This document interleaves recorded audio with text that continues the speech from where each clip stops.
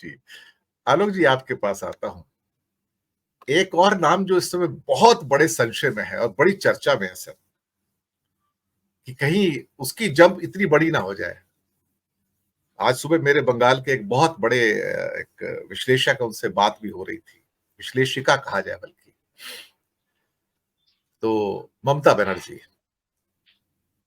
ममता बनर्जी का तो ये हाल है कि शायद अभी जंप नहीं करेगी, क्योंकि अभी 30% मुस्लिम वोट निकल जाएंगे, लेकिन जैसे ही चुनाव संपन्न होंगे वो कुछ भी कर सकती है।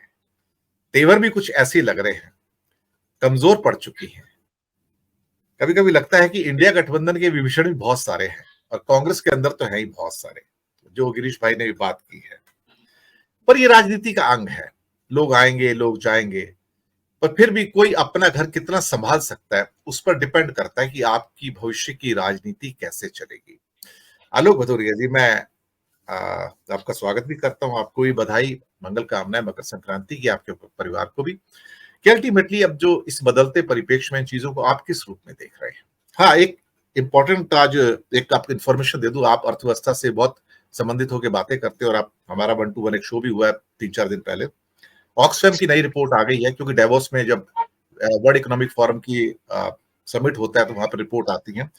इसमें बताया गया कि दुनिया गरीबी, भुखमरी और कुपोषण के एक ऐसे नए दौर में प्रवेश कर गई है, जहां पर यह गरीबी, भुखमरी और कुपोषण एक लंबे समय तक चलेगा, और दुनिया की एक बहुत बड़ी आबादी अब उसकी शिकार हो गई है, और ये बढ़ती चली जा रही है। और दुनिया के 5 सबसे रिच लोग जो हैं, उनके नाम भी दिए। उनकी दौलत 2020 में $425 बिलियन की थी, पर्सनल वेल्थ, जो डबल होकर सिर्फ 3 साल के अंदर $850 बिलियन क्रॉस हो गई। और यह कहा कि असमानता इस कदर बढ़ गई है कि जिसकी अब कोई लिमिट ही नहीं बची है। ये आज की अभी की सुबह की रिपोर्ट है सर। आलोक जी। धन्यवाद दिनेश जी। आपके जो 2 सवाल हैं उसमें से पहले सवाल का तो जवाब ये है कि भारतीय जनता पार्टी एक कॉर्पोरेट के तरीके से काम करती है। कॉर्पोरेट में अगर वो हायरिंग होती है तो जो एचआर वाले वो हायरिंग करते हैं वो कहीं बाजार से किसी कमजोर कैंडिडेट को नहीं उठाते, वो उठाते हैं मजबूत कैंडिडेट को, ताकि उनकी कंपनी को फायदा हो।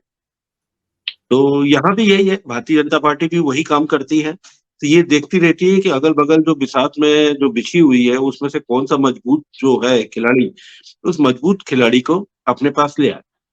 अब 2 तरीके हैं, आ जाएगा तो जैसा हमेशा से कहा जाता रहा है कि एक बहुत बड़ी वॉशिंग मशीन है, कुछ होगा नहीं, ना ईडी पहुंचेगी, ना ईडी भूल जाएगी कि वो फाइल कहाँ है, वो तो फाइल ही भूल जाएगी कि कहाँ है। ईडी है, सीबीआई है, इनकम टैक्स है, ये सारी की सारी भूल जाएगी कि क्या चीजें होती हैं। अच्छा, एक सबसे खास बात ये सेंट्रल एजेंसी की है, यहाँ कोई चीज खत्म नहीं होती है। फाइल किनारे चली जाती है, बांध कर रख दी जाती है, उसमें धूल हो जाती है, सब हो जाती है, लेकिन निजाम बदलते ही कब उसको झाड़ फूंक करके सामने रख दिया जाए। तो ऐसे लोग जो किसी तरीके से जिनके कारोबारी हित कहीं ना कहीं जुड़े हुए हैं, वो हमेशा डर के साए में जी रहे हैं। आप कहते हैं कि ये वैकल्पिक मीडिया वाले, एक आम जनता डरी हुई है। मुझे लगता है कि सबसे ज्यादा डरे हुए नेता है जिनका कहीं ना कहीं कोई कारोबारी हित है, और जिनकी कोई ना कोई फाइल, चाहे वो राजस्थान में लाल फाइल हो की बातें हो या नीली फाइलें की बातें हो। पहले भी किसी जमाने में कांग्रेस के समय में, इंदिरा गांधी के समय में एक फाइल होने की चर्चा खूब होती थी। तो वो फाइलें अभी बिल्कुल तैयार हैं। तो इसलिए आप ये मान करके चलिए कि ये जो एक्सोडस है ये होगा। ये इसलिए होगा क्योंकि एक आपको नैरेटिव बनाना होगा। आज आप नैरेटिव देखिए, कांग्रेस की यात्रा शुरू हो रही है मणिपुर से। जिस दिन ये मणिपुर से यात्रा शुरू हो रही है उसी दिन खबर आ रही है कि मिलिंद देवड़ा पार्टी छोड़ रहे हैं। अब सवाल यह है कि मिलिंद देवड़ा क्या इतने बड़े हैं, महाराष्ट्र के क्या 10 सांसदों की सीटों पर प्रभाव डाल सकते हैं, 5 पे डाल सकते हैं, 2 पे डाल सकते हैं? तो हम लोग जब ये चर्चा करते हैं तो हम लोग, मुझे लगता है कि ये भूल जाते हैं इनकी, हम लोग राजनीतिक हैसियत से ज्यादा इनके बारे में हम लोग समय जाया कर देते हैं। मिलिंद देवड़ा जैसे कितने भी जाए, आप याद करिए मिलिंद देवड़ा से ज्यादा पावरफुल तो गुलाम नबी आजाद साहब थे। क्या हुआ कश्मीर को? बनाई तो उन्होंने पार्टी। वो G23 हो गया था, मतलब G20 ने तो हम लोगों ने अभी सुना, प्रचार में आया, G23 तो उन्होंने काफी मशहूर कर दिया था उस जमाने में। हुआ क्या? तो वही स्थिति ये है, कॉर्पोरेट है, कॉर्पोरेट में उनको जीतना है, सीईओज है, एमडी है, और सब कुछ इनका स्टेक पर लगा हुआ है। तो बाजार से तो वो कहेंगे आ जाए तो ठीक है, नहीं आएंगे तो अपने सेंट्रल एजेंसीज को लगा देंगे। पहला तो ये हो गया। अब दूसरा हो गया है आपका वो आर्थिक वाला। आर्थिक वाला तो मुझे नहीं लग रहा है कि देश में किसी को कोई फर्क पड़ रहा है। इस देश में अगर वो आप अदानी वाले प्रकरण में ये खुलकर ये चर्चा मेन स्ट्रीम मीडिया कर रहा है कि क्लीन चिट, क्लीन चिट, ये कौन सी क्लीन चिट है? हमें तो नहीं समझ में आया।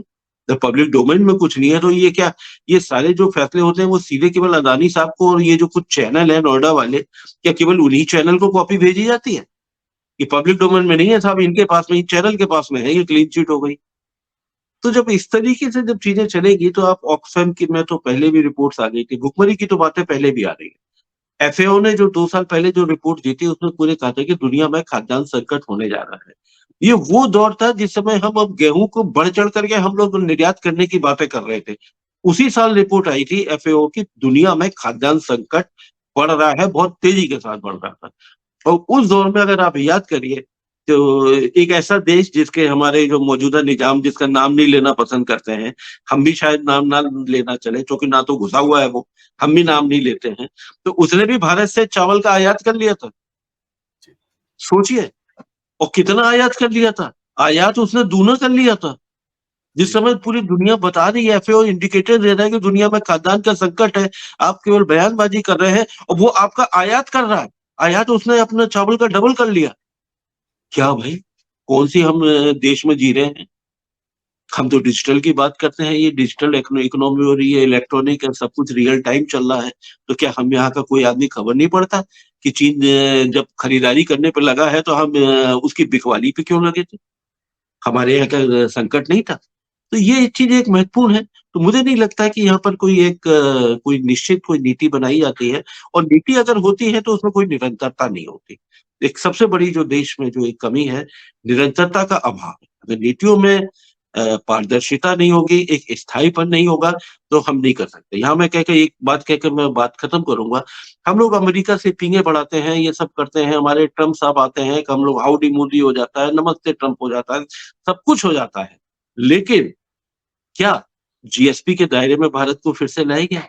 ये ट्रम्प साहब ही थे जिनके कार्यकाल में भारत को जीएसपी से बाहर कर दिया गया था।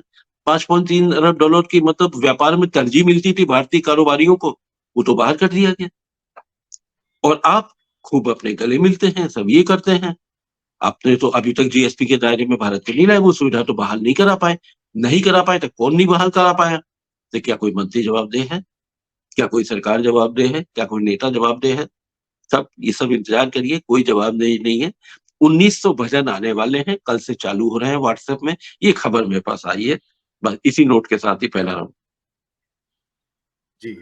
और एक और इंफॉर्मेशन आपके लिए कि इंडिया का जो एक्सटर्नल डेट भारत सरकार ने जो डिक्लेयर किया हुआ है अपने डेट ऑफ इंडिया के खाते में, जिसमें अभी 173 लाख करोड़ टोटल है, उसमें जो फॉरेन कंपोनेंट है उसके नीचे आरबीआई का एक नया फुट नोट आ गया है पिछले कुछ दिनों में। और फुट नोट कहता है कि जो एक्सटर्नल डेट का जो इंडियन रूपी में जो कैलकुलेशन किया गया है वो ओल्ड डॉलर रेट से किया गया है, और 4.39 लाख करोड़ का बताया गया था 2023 में शायद उसको, इन एक्चुअलिटी वो 6.58 लाख करोड़ है, क्योंकि उसके अंदर नया डॉलर रेट अप्लाई नहीं किया गया।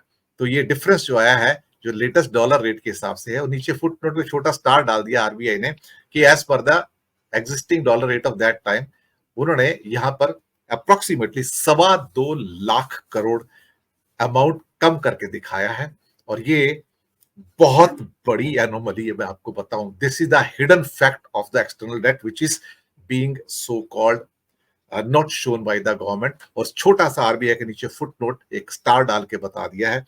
This was shocking for me also कि only 2/3 of the foreign debt has been shown, क्योंकि जब कन्वर्ट करने जाओ तो पुराने डॉलर रेट से उन्होंने कन्वर्ट किया, नए से नहीं किया। सर क्या क्या अंदर से छुपे हुए स्केलेटन निकल के आ रहे हैं, मैं तो खुद हैरान। अरुण कुमार शर्मा।